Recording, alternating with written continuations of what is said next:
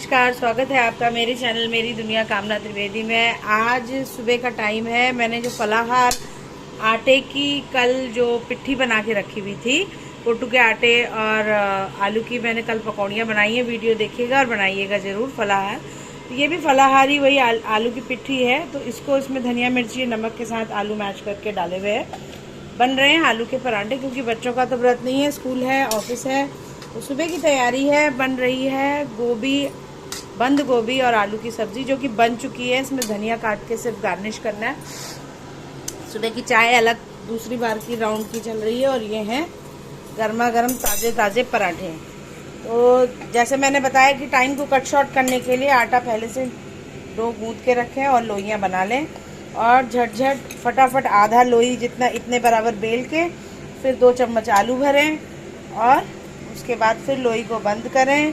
आलू के पराठे बनाने मैंने चैनल में कई बार बता दिए हैं, आप देखेंगे तो बनाना सीख जाएंगे, बहुत आसान होते हैं। तो उसी को मैं बेल दे रही हूँ और एक एक करके सेकते जा रही हूँ। आलू की पिट्ठी ख़त्म हो जाएगी जितनी ये है अभी, तो उसके बाद बनेंगी रोटियाँ। हम इंजॉय करेंगे इसको रायते के साथ। खीरा मैंने घिस लिया है, उसमें थोड़ा नमक और थोड़ा जीरा पाउडर डाल के, और थोड़ी हरी मिर्च काट के बारीक, और थोड़ा सा धनिया पत्ता बारीक काट के हम खीरे के रायते के साथ, क्योंकि गर्मियाँ धीमे धीमे बढ़ने लगी हैं, तो दही का सेवन दिन के टाइम में तो सही होता है, रात को तो नहीं। तो ये था आज का नाश्ता। कैसा लगा ये बताइएगा। फटाफट से मैं बना करके पराठे सेक करके इसमें रखते जा रही हूँ कैसरोल में। यहाँ ये मैंने बना लिया पराठा, और ये इसको सेक के हमने डाल दिया। डालते समय एहतियात से डालिएगा, जोर से ना डालें ताकि आपके हाथ ना जलें। मतलब इतने पास से बर्तन के, जो भी गर्म बर्तन है जिसमें हम पका रहे हैं, उससे एक नॉर्मल एक डिस्टेंस बना के इस तरीके से डालना है कि खाना नीचे गिरे भी ना जो डाल रहे हैं, और हाथ भी ना जले। न्यू कुक्स और न्यू लर्नर्स के लिए बस यही एडवाइस है। तो आप देख रहे हैं वर्किंग वुमेन, हाउसवाइफ्स और पीजी हॉस्टल स्टूडेंट्स, मैनेजमेंट आसान है, बट इसमें मेरी सहायता फ्रिज ने भी करी है। तब मैं रात को प्रिपेयर करके सुबह जल्दी कर पाई। तो कई बार ऐसा भी होगा कि बच्चों के पास, भाई हॉस्टल में तो फ्रिज नहीं अवेलेबल होते हैं, कई बार है भी, कई बार नहीं भी है कहीं कहीं पर। तो उस स्थिति में आपको सुबह थोड़ा जल्दी उठना पड़ेगा, आटा गूंदना पड़ेगा, और ये आलू के डो की प्रिपरेशन करके रखनी पड़ेगी। पर बेलने का टाइम आप इस तरह से कट शॉर्ट करते हैं। तो ये छोटी छोटी टाइम मैनेजमेंट की वो ट्रिक्स हैं कि अगर आपको अपने लिए एक्स्ट्रा टाइम लाइफ में चाहिए, तो आपको कॉम्प्रोमाइज बिना करे किस तरीके से एडजस्ट करते हुए आगे बढ़ते जाना है। लक्ष्य को सामने रखते हुए बढ़ने के लिए कोई भी मार्ग में बाधा आए, वो आपका व्यवधान नहीं बन सकती है, जब तक आप उस व्यवधान को आगे बढ़ने की इजाजत ना दें। तो कहने का तात्पर्य ये है कि जिंदगी सदा एक जैसी नहीं होती है, बिना एडजस्टमेंट के लाइफ चल नहीं सकती है। टाइम को मैनेज करने का तरीका है कि टाइम से पहले प्री प्लान करके आप अपनी चीज़ों को तैयार रखें। जैसे मैंने बताया कि पोछा अगर ही सुबह मुझे करना है खुद से, तो मैं पानी फिनाइल वगैरह सब रेडी सुबह रखती हूँ, क्योंकि मैं उठूँ अगर तो इधर नाश्ता तैयार हो। क्योंकि जब आप मदर या पेरेंट्स के रोल में आते हैं, तब आपके पास और जिम्मेदारियां अपने अलावा बढ़ जाती हैं। अपने घर के सदस्यों को उठाना, उनके लिए नाश्ता प्रिपेयर करना, तो वो एक्स्ट्रा ड्यूटीज होती हैं above than your own responsibilities.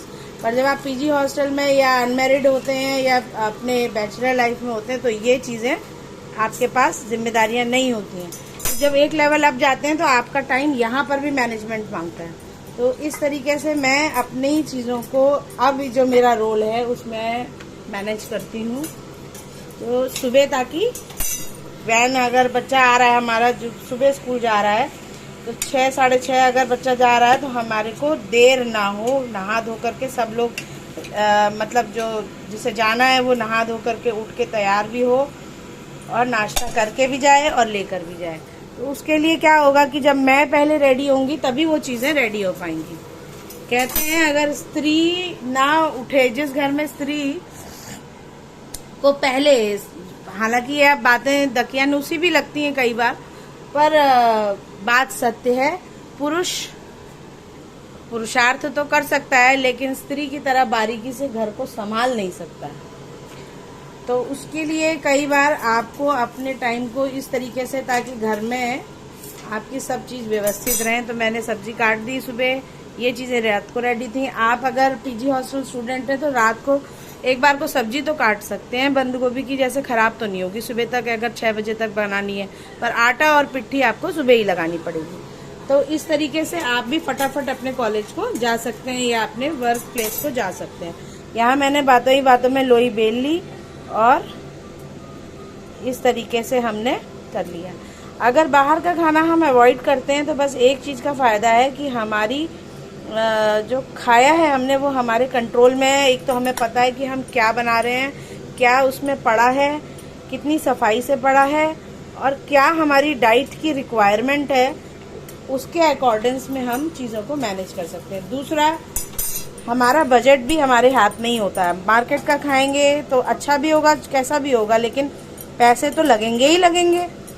तो पैसे भी लगेंगे, श्रम जाने आने का पेट्रोल भी लगेगा, या स्विगी जोमेटो कराएंगे तो वो डिलीवरी चार्ज लेंगे। तो समहाउ अगर हम अपने टाइम को मैनेज कर लें तो लाइफ स्किल है कुकिंग, तो cooking made easy for everybody का चैनल का मिशन है। तो इस तरह से थोड़ा थोड़ा प्रयास जरूर करें। कोरोना हमें ये शिक्षा, बहुत गहरी शिक्षा देके गया है कि अपना हाथ जगन्नाथ। उस समय कोई भी संबंधी कुछ नहीं था, सिर्फ एक भगवान, और आप अपने दम पे जीवित थे। भगवान का आश्रय था और आपका पुरुषार्थ था।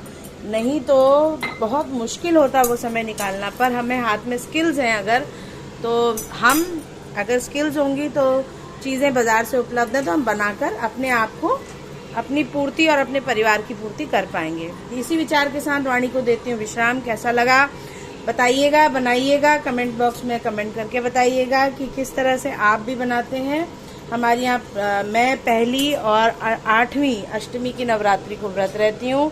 जिस तरह की ड्यूटी टाइमिंग होते हैं उसके अकॉर्डिंग में अष्टमी या फिर नवमी को हम कन्या पूजन के बाद व्रत का पारायण करते हैं। तो ये फिर मैंने अपनी लाइफ में थोड़ा सा चेंज किया, नहीं तो शुरू से बचपन से जो मेरी प्रथा है वो अष्टमी व्रत करके, हमारे घर में अष्टमी को ही कन्या पूजन होता है। लेकिन अगर हम जॉब में हैं और जॉब प्रोफाइल इस तरह की है जिसमें टाइम कॉन्स्टेंट है कि आपको टाइम का कुछ नहीं पता, तो फिर इस तरह से भी चीज़ों को हम फ्लेक्सिबल बना सकते हैं। क्योंकि भगवान सब जानते हैं कि हमारी असली परिस्थिति क्या है, और कर्म करते हुए भगवान का नाम लेना कोई बुरी बात नहीं है। तो यहाँ पर मैंने अपनी लाइफ में थोड़ा चेंज किया आफ्टर मैरिज। नहीं तो हम अष्टमी को ही पूछते थे, अब अष्टमी या नवमी जिस दिन दोनों जनों की छुट्टी होती है उस दिन हम ये कर लेते हैं कन्या पूजन, और फिर उसके बाद पारायण होता है। तो ये थी आज की छोटी सी रेसिपी और छोटी सी टिप कि कैसे हम टाइम को मैनेज करके अपनी चीज़ों को व्यवस्थित कर सकते हैं। इसी बात के साथ वाणी को देती हूँ विश्राम। एंजॉय करेंगे आलू के पराठे, बंद गोभी की सब्जी, चाय और साथ में होगा खीरे का रायता। फिर मिलती हूँ किसी और डिश के साथ, तब तक के लिए राम राम, नमस्कार, धन्यवाद।